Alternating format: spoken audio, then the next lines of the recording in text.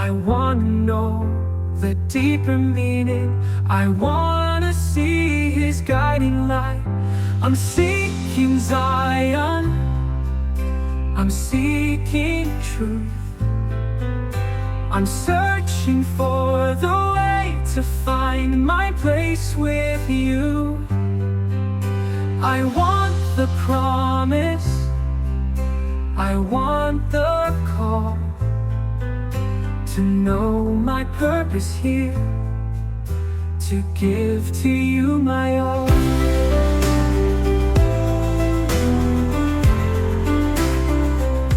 How does this sound? Can you hear me out there? Okay. Well, good afternoon, brothers and sisters.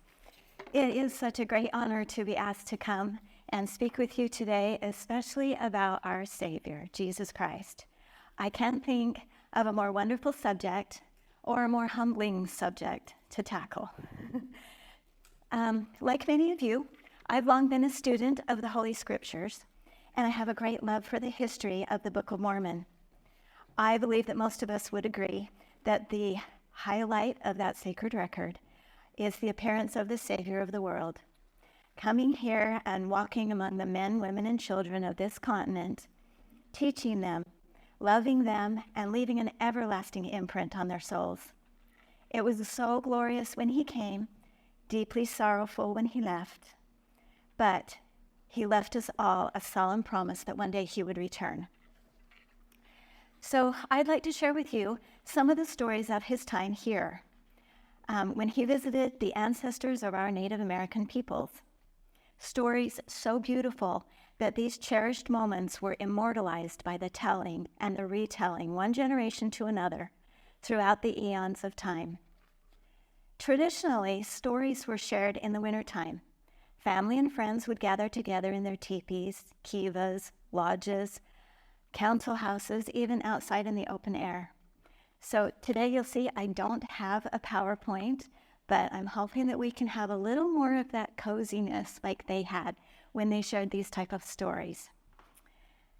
So these stories exist not only in their oral histories, but also in the written records, long since hidden from the eyes of the world. In the words of Buffalo Tiger of the Miccosukee, some of these records were kept from before the crossing of the Great Waters. Others were written after the arrival here. Some of these stories contained in the records tell of Yahweh and His visit to the Indians. When He appeared, there was a blinding light, a voice from heaven spoke, and a shining star appeared. When Yahweh came to teach the people the right way to peace and life, He also taught them how to cook, when to plant, when to harvest. He had special powers to heal the sick, and He taught that if the children would be obedient to their parents, they would live a long time. Now, when He left, He promised the people that He would return. At this point, Buffalo Tiger could not say more, because he said the ancient records kept on thin sheets of gold were buried in a hill in New York and lost. Many missionaries have told how the Native people, hearing the teachings of the Book of Mormon for the first time, recognize both the teachings and the history as their own, having been taught these things all their lives. A young Chippewa woman recognized the Book of Mormon the first time she saw it before she had even read it, and she knew that it was true and contained the teachings meant for her people. How did she know? Well, when she was a little girl, only about 6 years old, she lived with her grandparents in a teepee. One bitter, cold, snowy day, they woke up and they had no food. Her grandparents went to find some. So leaving her alone in the teepee with a fire going, they promised to return. But as hours stretched on and night had fallen, the fire went out, wolves began to howl, she was terribly frightened and began to pray to get to Manitou, the Great Spirit. A bright light filled the teepee and a visitor appeared. He told her not to fear and that her grandparents would soon return and they were bringing food. He showed her a book that he had brought and told her to watch for 2 men that would someday bring her this book containing the true religion of the Indian people. A Hopi elder tells us this: The white people have the scriptures written in books which they leave sitting on a shelf where they gather dust, and many do not know what is between the covers. But I am Hopi. I wait for my white brother. I have the sacred scriptures from your Mormon book memorized and written in my heart, where it will never gather dust. I will take my knowledge beyond this life into the hereafter, and will never lose it. Never forsake your religion for another, and always remember the teachings you have been taught in your Mormon book, and you will receive everlasting life. Shooting Star of the Lakota people was adamant. Tell the young men to listen. These legends of the ancient times, they are the blood which courses through our veins.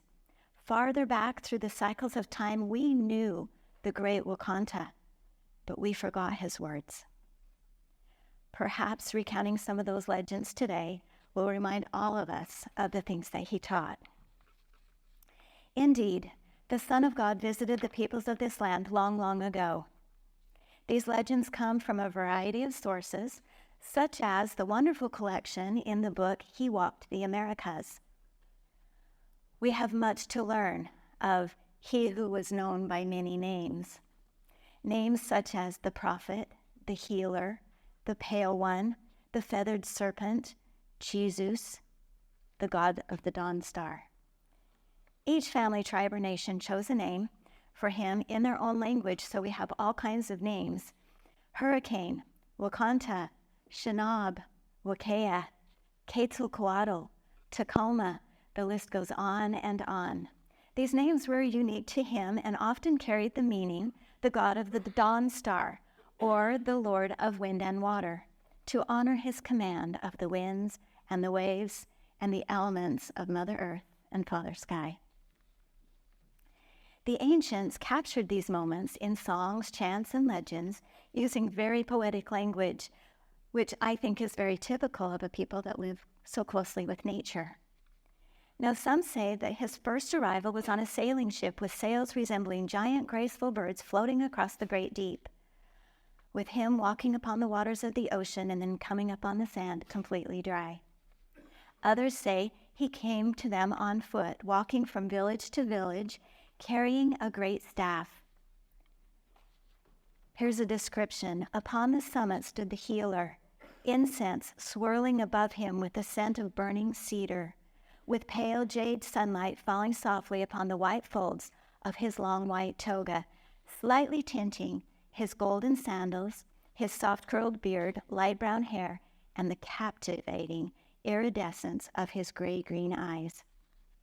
His fame spread across the land. The people greatly anticipated his coming to their own village, and in preparation they would often make for him a set of clothing. Usually it was a long white robe with black crosses embroidered around the hem and golden sandals. He accepted these gifts with gratitude and would leave his old worn robe and sandals behind for them.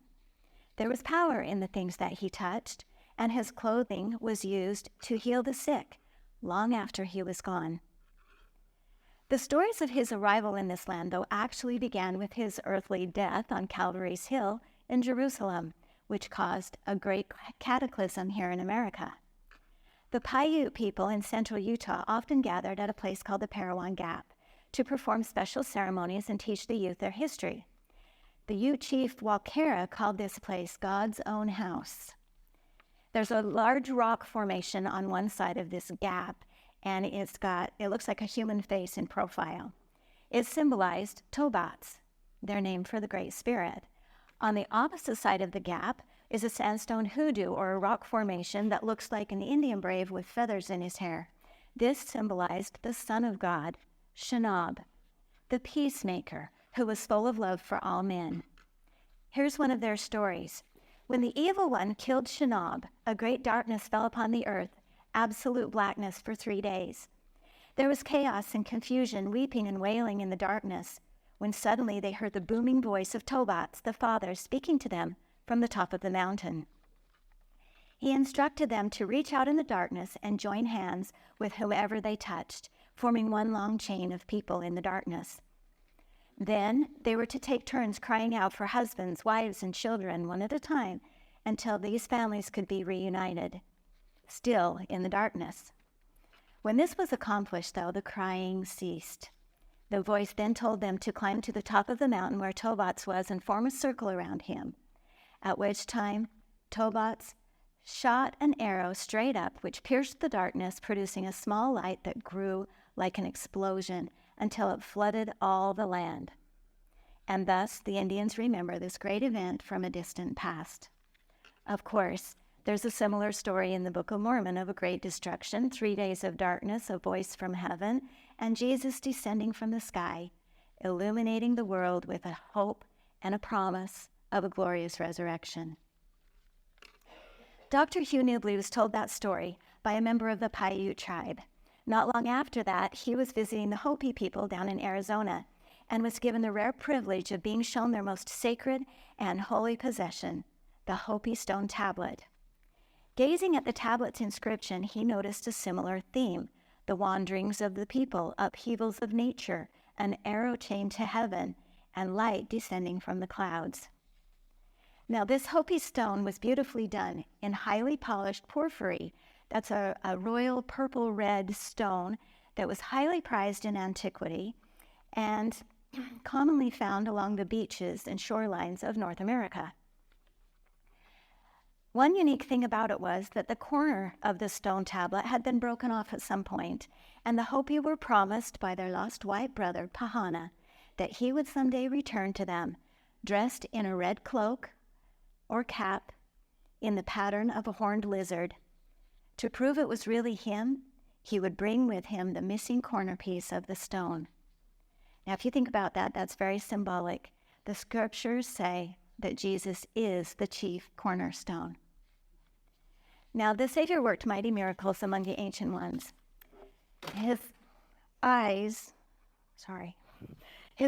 flashed with anger when he came upon terrible wars and horrible sacrifices. Yet, after chastising the people, he healed the injured, raised the dead, and taught them all to live in peace and love one another. Even animals were captivated and healed by him. The Cherokee people tell how he came across a lost fawn in a moonlit forest. After inquiring about its mother, the fawn led him to her. She had protected her fawn from a tiger attack and was mortally wounded. The healer gently stroked her torn and bleeding body until vitality was restored.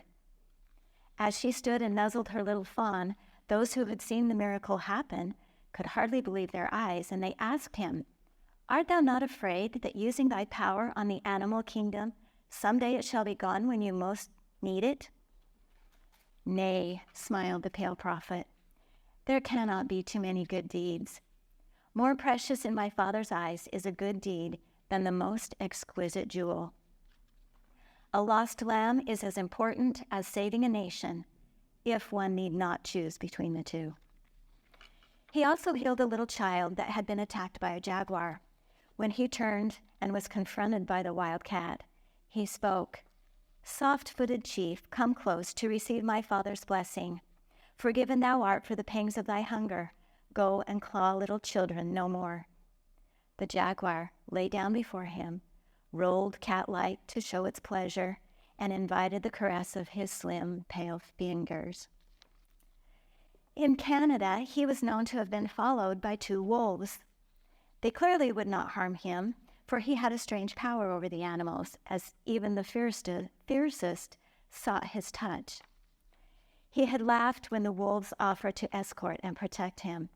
Yet there they were, following him from one village to another, the people sadly watching him go as the first snowflakes danced in the sky. The pines dripped ice like unlit candles as he walked, his long hair and snowy garments silvered by his frosty breath.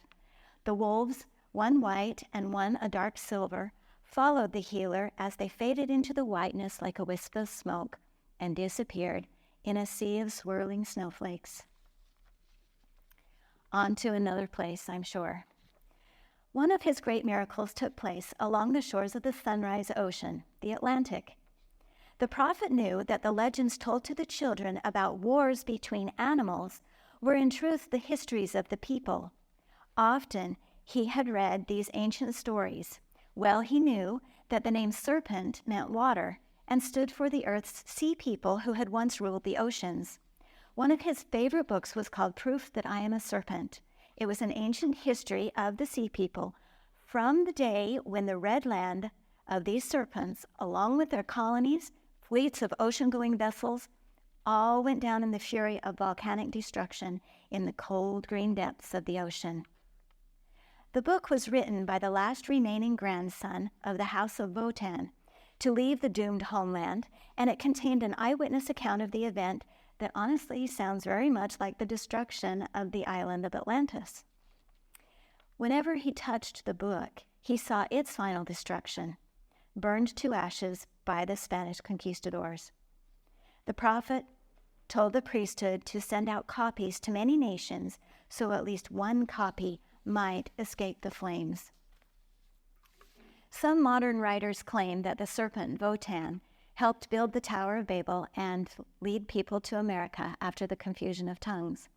Just an interesting tidbit from history there. In the land of Panuco, the healer met many merchants and saw ancient cities, some in ruins and some still living. Into these ports came the traders, still bringing copper down from Lake Superior to the Southern Sea and the Sunrise Ocean. He received an invitation to ride into the Puan cities, knowing these people were a lost colony from the sunken Red Land. He was most anxious to meet them. Thus, the healer rode northward into a large city in the land now known as Georgia. Here he built a pyramid temple with painted logs, as was the custom, and dedicated it to the Great Spirit. The ancient city in Georgia for a time carried the name Ishikawa, the Lord of Wind and Water. He had noted that at each of the landing sites of the sea people fleeing the destruction, they had sent up a prayer of thanksgiving. They continued this Thanksgiving celebration every year, followed by a feast of corn, beans, tomatoes, squash, potatoes, melons, and berries, along with deer, buffalo, turkey, and a drink of delicious chocolate. When he learned of this, he gave them his blessing and made it one of the feasts of the temple. So how's that for a first Thanksgiving? Quetzalcoatl, the Lord of the Dawn Star, as he was known in Mexico, seemed to enjoy the past, but was often deeply troubled by thoughts of the future. He saw visions and prophesied events that would happen many calendar cycles in the future. The ancients actually used 4 interrevolving calendars. Oh, incidentally, this would explain the discrepancy in the Book of Mormon when Samuel the Lamanite prophesied of Christ's birth. The sign was to appear in 5 years, yet the wicked people tried to put to death the believers, claiming that the 5 years were up, when indeed they were not. The sign appeared a few days later, so perhaps they were using different calendars. The ancients actually used the solar calendar as we have now, the lunar calendar, the tropical calendar, and the Venus calendar. Jesus, the Lord of the Dawn Star, followed the Venus calendar. It was well known that he greatly revered the dawn star, Venus, which is both the morning and the evening star, depending on the time of year, of course. They explained that the number of the dawn star is 13 because it makes 13 revolutions in the same amount of time that the Earth makes 8, and therefore, among many tribes, the Earth's number is 8 and Venus' number is 13. So if you combine that with the sun's revolution around its governing body, which we know of as K.E. Van Rash, there must be 8 of those 13, so 8 times 13 equals 104 years to bring everything back into the same position, the original position, if you can follow me here. One full cycle of the dawn star is then 104 years. Just before he left Colula, Mexico, he walked the people through the cycles of the dawn star and foretold the coming of the invasion of the white man, which turns out to be, for the people he was talking to, it was Cortez and his army when they conquered the Aztecs. This marks the beginning of this prophecy he gave. He said, 3 ships will come bringing the warring strangers, pale, bearded men in suits of shining metal carrying rods which speak with thunder and kill at a distance. I see them kneeling under the shadow of the cross. that they brought with them, but they are children of war. They have but one love, and that is for weapons.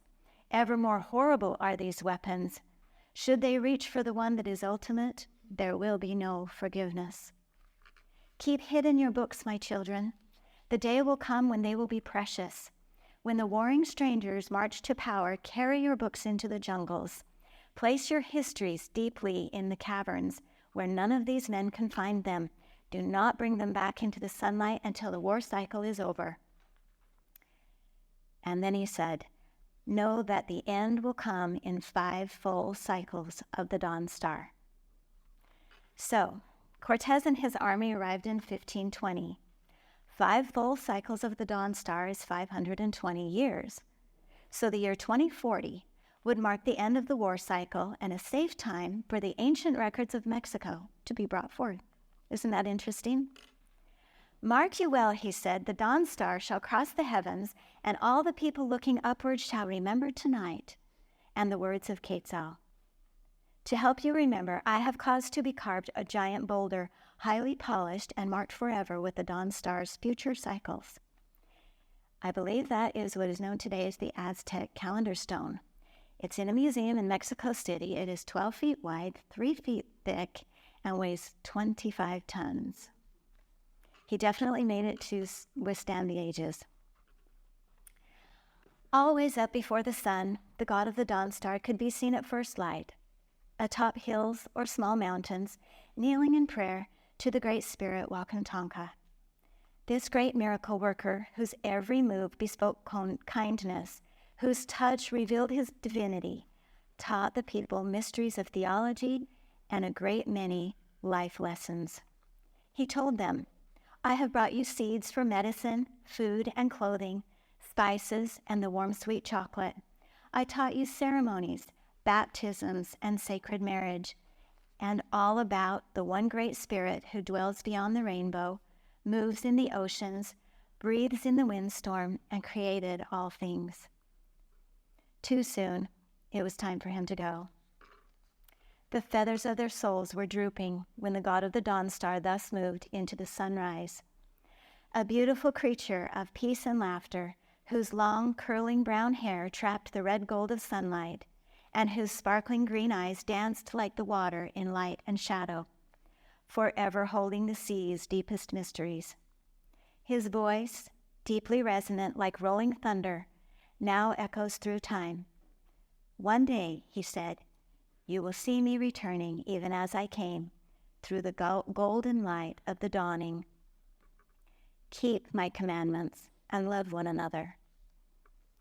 And so, they dance in ceremony, ancient steps of intricate rhythm, expressing their deepest devotion for their beloved Messiah. His name is given to rushing rivers, majestic mountains, sacred forests, and springs of sparkling living water.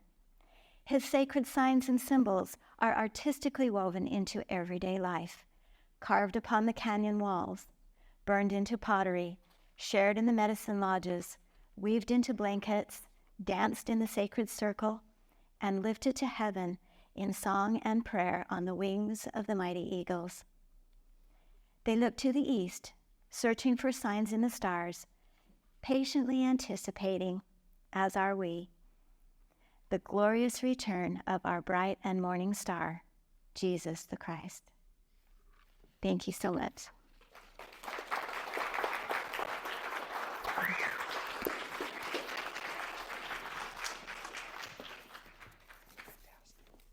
Oh, go. I got something. We need to start announcing our next 100 days, our contest that we're doing. Oh, yes. Okay. So we are rolling out something fun to get our community involved. And we are going to be giving away $1,000 American, clarify, $1,000 cash to the Zion Media fan subscriber that recommends the best guest, like a future Lance, a future Alex Boyer. We're looking for somebody that is, faith-based, or they could be a sports figure, politics, culture, anyone that you guys think, I want that person on Zion Media. Or if you're watching this yourself and you're being like, I want to be on Zion Media, you could win yourself $1,000. What we're going to do is over the next 100 days, we are going to open up our link tree, and there's going to be a Google form if you go in there, and it's going to be a place where you can click on it. You can go in there and fill out your information. You can fill out information on who the guest is, why you think they would be a great guest for Zion Media. And then we want you to either take out your phone and record yourself and give us a little explanation of why this person would be perfect for Zion Media as a guest, or do an audio. We don't need a video, but we just want to hear it more. You know, it's a lot easier to perceive what your intention is versus just clickety-clicking on that. So how it's going to work is we're going to filter those in. We're going to go through them, scrub them, the ones that we like. We're going to reach out, contact, do a little pre-interview, see if they're podcast worthy, and then we're going to platform them. We're going to put them on the show. And as we put these on, once we get 2 or 3 people on, we're going to open our socials up for voting, where you as the fans are going to help us determine who is the best guest. Over the course of the 100 days, whoever is voted in as the best guest, it's kind of a 50-50 criteria. We believe it. And then the votes will determine who the winner is for the $1,000. And 100 days from now, before December 21st, we're going to get that $1,000 out. Someone will have some Christmas spending cash or some personal cash. So Trevor, quick question. If I recommend, you guys should have Sylvester Stallone on your program, they need to introduce us to Sylvester Stallone. Yeah. So you got to be able to just recommend somebody, and then it's like, not only do you recommend either yourself or somebody else, you got to bring them to the table. Yep, you got to be the connector in chief. If they know Tucker Carlson or someone big or like Elon Musk, they'd have to give us their number. Right? Well, not only just give us their number, we don't want to call and be like, "Hey, David, give me your number." They need to make the connection. They need to help platform them. Put us on a text thread. Put us on an email thread. You've got to be the connector in order to qualify. Exactly. We've been talking a lot about Book of Mormon geography. We've spent a lot of time talking about Mexico as being a part of that. We've spent a lot of time talking about this place called Monte Alban. We're talking about a little Zion Media trip, and we're opening it up to a group of limiting it to 6 people. And want to go see the Temple of Nephi. And with that, Trevor, I'm going to kick it to you. What is included in this is you're going to get your own airfare 13th through the 17th. We will have an Airbnb the night of November 13th, 14th, 15th, 16th. 17th is a Sunday. And so we won't be staying overnight. The Airbnb will be checking out. And so the price includes nice Airbnb. Like, you can get a good value in Mexico for nice Airbnbs. And it's Airbnb and then food, snacks. We're gonna have stuff for breakfast every single morning and lunch to make your own sandwiches, make your own breakfast for lunch. Really nice snacks, drinks, energy bars, just stack it like Shane and I would for our own private, vacation. And you're kind of posh on vacations, you're splurging a little bit. So there's going to be really good food, snacks. And then every night we're going to find a place, take everyone out to dinner. And the dinner, we have budgeted in this for a very nice dinner every single day out there. And then in the day, Lance is going to talk about what we do. But all of that is $1,500, and that includes your rental car, that includes your Airbnb, includes all your food. So the only thing it doesn't include is my airfare. So it's $1,500. That covers all my lodging, all my food. That covers Lance being our tour guide. I mean, that's a great value. $1,500. So the only thing extra would be airfare, and that's it. That's it. But it's gonna be really cheap. Just because I'm pretty much doing it for free. Just because it's going to be awesome. And the days are the 13th of November, We're going to stay in Mexico City that night, which is close to our first destination, which will be Tuesday, the next day, the next morning. Lance will talk about it.